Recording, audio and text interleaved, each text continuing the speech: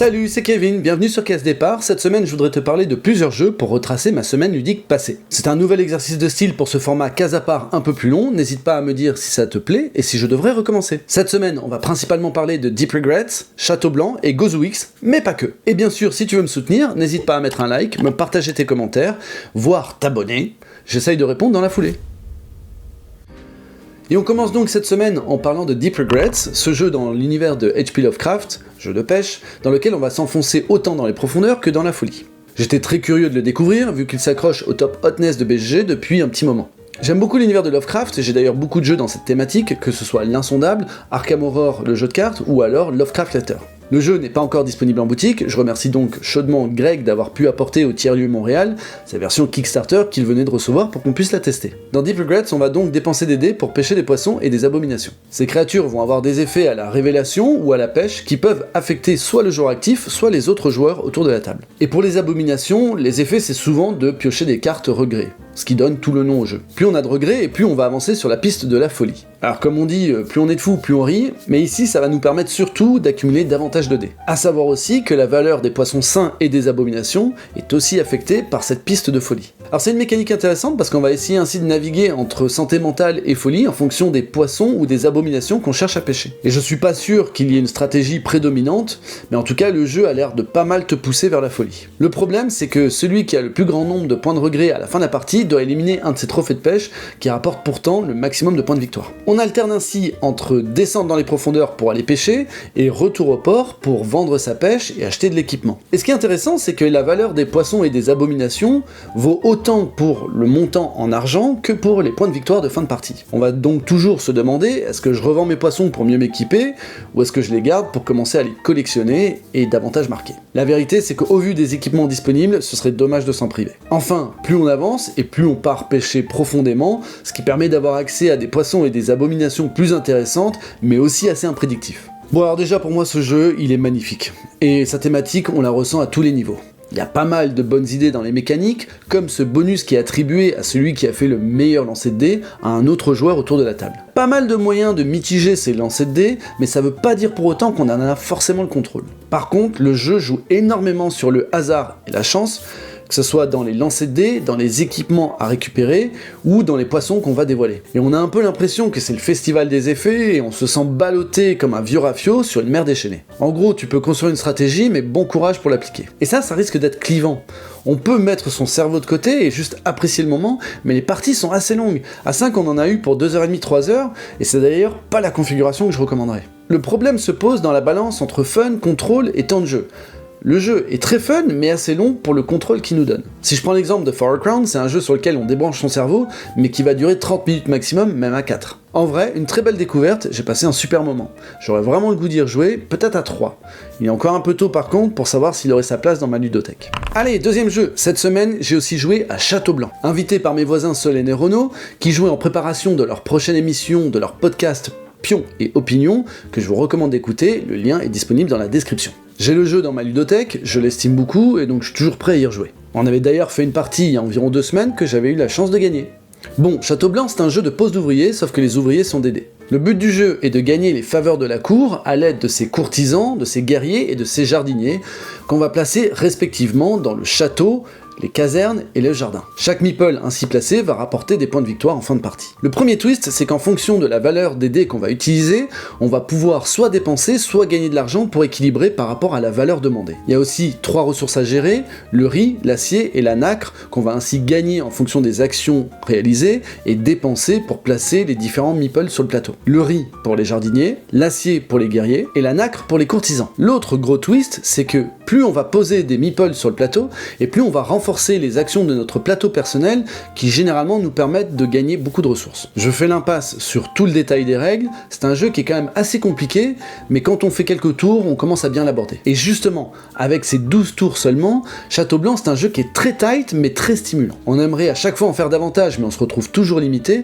ce qui nous oblige à faire des sacrifices pour favoriser d'autres pans de progression. C'est un jeu qui est honnêtement pas facile à appréhender, étant donné que l'ensemble des actions sont fortement interconnectées. Il y a vraiment très peu d'éléments de hasard, et on essaye de réfléchir plusieurs tours à l'avance sur ce qu'on essaye de réaliser. Et ça tient jusqu'au scoring de fin de partie, où les guerriers sont par exemple des multiplicateurs de courtisans qu'on a placés sur le plateau.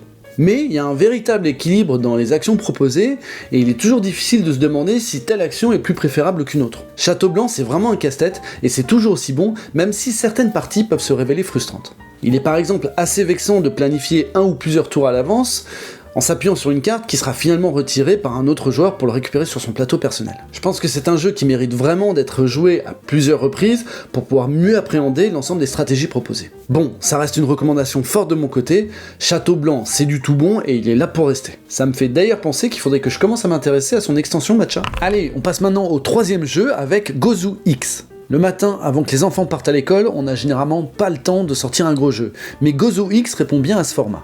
Je vous la fais courte, mais en gros, Gozu X, c'est un jeu qui se joue uniquement à deux, dans lequel on va venir chercher et choisir 3 clans pour venir former une armée qui va venir s'affronter contre l'armée de l'autre. En termes de mécanique, on est entre le card battler et la construction de tableaux. En gros, c'est un peu un trading card game, un peu comme Star Wars Unlimited ou Magic, sauf que toutes les cartes viennent avec la boîte de base. Chaque clan vient avec ses spécificités, que ça soit destruction de l'armée adverse, capture d'unités ou pioche dans le paquet. Et là aussi, la base du jeu est assez simple. À chaque tour, on va soit poser une carte dans son armée, soit réactiver une capacité d'une de ses cartes déjà jouées, soit utiliser ses jetons pour piocher des cartes dans son paquet. On place ainsi les troupes sur un premier niveau, les héros sur un deuxième niveau et les immortels tout en haut. Par contre, il va falloir avoir déjà une troupe pour placer un héros du même clan, et il faut une troupe et un héros du même clan pour pouvoir poser un immortel lui aussi du même clan. Puis vient l'heure de la grande bataille. On va ainsi comparer les valeurs de dégâts de nos deux armées. Celui qui emporte 2 grandes batailles a gagné. Là comme ça paraît tout bête, mais en vrai il y a d'autres conditions de victoire. Toutes les cartes sont hyper intéressantes et permettent de créer des belles synergies afin de comboter et renverser la partie. Gozu X, c'est un jeu que je respecte énormément. Déjà, visuellement, il est magnifique, même si je peux comprendre que son style visuel soit assez clivant. C'est vraiment une proposition unique. Chaque unité a une identité forte, et grâce à leur asymétrie, il est facile d'accrocher avec les différents clans proposés. Somme toute, il propose une énorme rejouabilité, pour des règles finalement très simples à aborder, et une boîte à taille réduite. Alors cette rejouabilité, elle passe principalement par les 8 clans à maîtriser. Mais il y a aussi un système très intelligent, où en fonction des clans non choisis, des modificateurs de partie vont être appliqués. Et c'est sans parler des différentes conditions de victoire, dont certaines peuvent tomber en fonction des cartes piochées qui peuvent arriver ou pas. Bref, on a joué 2 parties comme ça. Sur une première partie, on avait le sentiment d'un déséquilibre en fonction des clans choisis, donc on a essayé sur une deuxième partie de piocher les clans au hasard. Et finalement, je trouve ça intéressant d'essayer de piocher les clans au hasard afin d'apprendre à tous les maîtriser. Gozu X, c'est vraiment un jeu sur lequel je me dis que je peux continuer à jouer encore longtemps avant de le connaître parfaitement. On a eu l'occasion de faire une partie de Quest for Eldorado, encore un jeu de Rainer Knizia, après Rebirth qu'on a testé en moins de 2 minutes la semaine dernière. Alors Quest for Eldorado, c'est toujours aussi rapide à jouer, mais je pense que j'ai vraiment eu d'autant plus l'impression sur cette partie d'un vide, d'un manque de possibilités qui m'étaient offertes. Et c'est là où tu te rends compte qu'à un moment dans les jeux de société, t'as vraiment envie de te projeter, de faire des trucs vraiment cool dans le narratif proposé. C'est un jeu que je continue à apprécier, mais honnêtement, à petite dose. C'est surtout l'idée que le temps est limité et que je préférerais mieux l'utiliser sur d'autres jeux. Cette semaine, on a aussi joué en famille à Saboteur. Bon, Saboteur c'est un grand classique donc je vais pas vous le présenter. Et honnêtement, ça marche très bien en famille, même avec ma fille de 5 ans. Après honnêtement sur cette partie, je me suis rendu compte à quel point les rôles du jeu de base sont vraiment limités. Et il me semble qu'il y a des rôles plus intéressants, dont ceux qui permettent de changer d'allégeance dans les extensions sorties depuis. J'essaierai sans doute de voir si ces rôles sont inclus dans la version anniversaire 20 ans. Enfin, on a aussi joué à Mega Jackpot. Bon là c'est simple, là où je prenais vraiment du plaisir avec ce jeu, maintenant c'est ruiné. Bon déjà j'ai passé une partie entière à rien scorer, et dans ce cas là on a vraiment l'impression d'être juste spectateur des autres qui jouent. Et là aussi je vais ramener For All Crown dans la discussion, mais honnêtement dans For All Crown il y a toujours des interactions, il y a toujours des choses à faire. Mais surtout on s'est rendu compte que notre tuile génie était reconnaissable. Et je vais pas vous dire reconnaissable à quoi, mais sachez que c'est pas lié à une quelconque détérioration. Mais je pense déjà à sliver les tuiles avec un domat pour récupérer ça. Voilà pour les jeux joués cette semaine. On passe aux achats ? Et on commence avec Marrakech Classique, un gros bébé. Bon là c'est mon gros craquage de la semaine. Je vous l'avais déjà rapidement présenté dans un short, car j'ai l'édition essentielle de ce jeu que j'aime beaucoup. Mais j'avais vraiment l'impression de passer à côté d'un gros feeling de jeu avec les kéchis en bois et les plateaux double couche de la version classique. En gros, tout le jeu tourne autour de ces sortes d'ouvriers spécialisés qui tombent un peu aléatoirement d'une tour de dés. Et dans la version essentielle, on va venir choisir ces cylindres en bois pour les remplacer par des jetons en carton qu'on vient placer sur un plateau simple couche. Il faut donc faire attention à pas pas tout faire bouger. Dans la version classique, on va vraiment venir récupérer ces keshi, ces cylindres en bois, et les encastrer dans notre plateau à double couche. Alors je sais, ça sonne pas comme une grosse différence, mais pour moi, ça touche vraiment à l'importance du matériel qui va créer une sensation de toucher, qui va venir se marier de manière cohérente avec l'expérience de jeu. Deuxième achat, let's go to Japan! Bon, lui je l'avais à l'œil depuis longtemps, j'en avais juste marre d'attendre son arrivée au Québec en français. Et je crois d'ailleurs que même en France, il est en rupture de stock. Pour tout avouer, c'est le genre de jeu où j'avais même pas besoin de relire ou de me réintéresser aux règles pour savoir que j'étais déjà convaincu. Je les redécouvrirai en ouvrant le jeu, ce qui est a priori prévu pour cette semaine, et ce qui pourra peut-être faire lieu d'une review en moins de 2 minutes pour la semaine prochaine. Dernier achat, Ironwood! Alors encore une fois, un jeu qui se joue purement à deux. Pareil, pas envie d'attendre une version française qui va peut-être ou peut-être pas arriver au Québec. C'est fatigant quand même, hein. A priori, ce sont 2 clans qui s'affrontent dans une grande forêt. Et là, j'ai juste envie de me laisser totalement tenter par la proposition asymétrique avec un jeu un peu à la route. Puis je sais que visuellement et au niveau du matos, pour moi, ça va déjà donner. En termes de mécanique, je préfère garder mes attentes assez basses pour être agréablement surpris plutôt que l'inverse. Si tu as déjà eu l'occasion de l'essayer, n'hésite pas à me le faire savoir dans les commentaires.